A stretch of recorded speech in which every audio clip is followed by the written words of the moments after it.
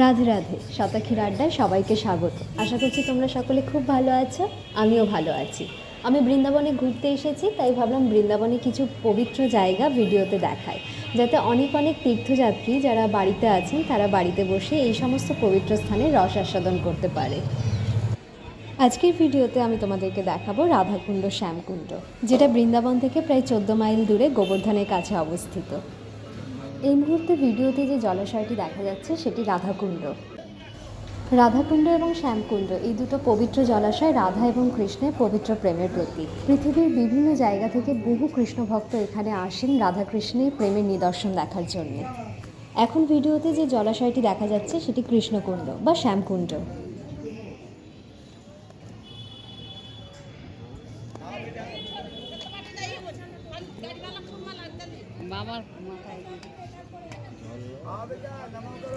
এই রাধাকুণ্ড আর শ্যামকুণ্ডর মাঝখানেই রয়েছে রাধা মাধবের মন্দির।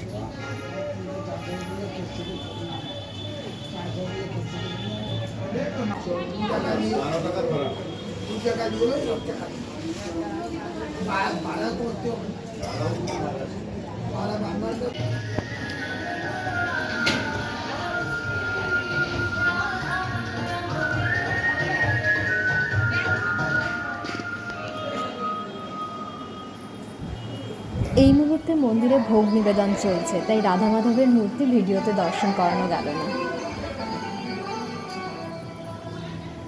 রাধা সত্যম সাধনম ইয়স্য রাধা মন্ত্র রাধা মন্ত্রদাতি চ রাধা।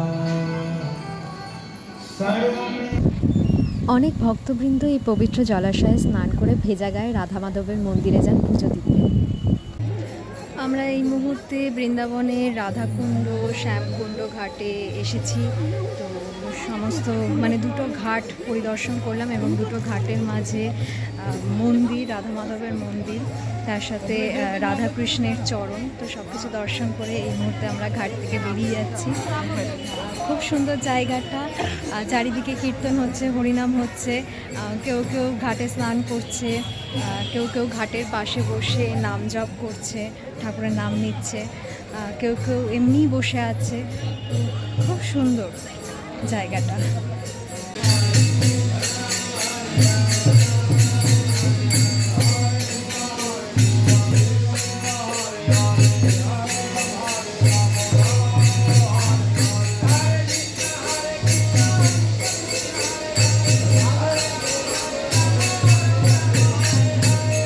এটা প্রভু রঘুনাথ দাস গোস্বামীর সমাধিস্থল, যেটা এই রাধাকুণ্ড শ্যামকুণ্ডতেই অবস্থিত।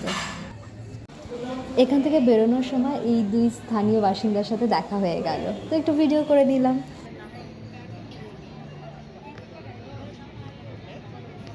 মোবাইল কিন্তু গাড়ি নিয়ে নিয়ে জানি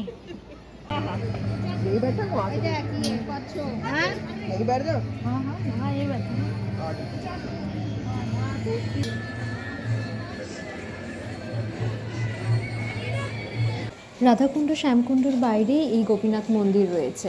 অনেকটা দেরি হয়ে গেছিলো, তাই আমরা আর এখানে ঢুকিনি। এটা হলো রাধাকুণ্ড শ্যামকুণ্ডর ঠিক বাইরের রাস্তা। সারা বছর এখানে বহু তীর্থযাত্রী আসে, তাই সারা বছরই এরিয়াটা বেশ জমজমাট থাকে।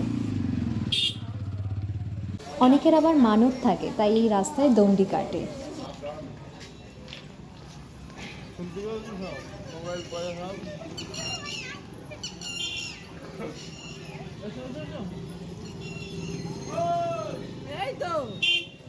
এই হলো আজকের ভিডিও। কেমন লাগলো কমেন্ট সেকশনে জানিও, আর শেয়ার করে আরও অনেক ভক্তবৃন্দকে দেখার সুযোগ করে দিও। জয় রাধে।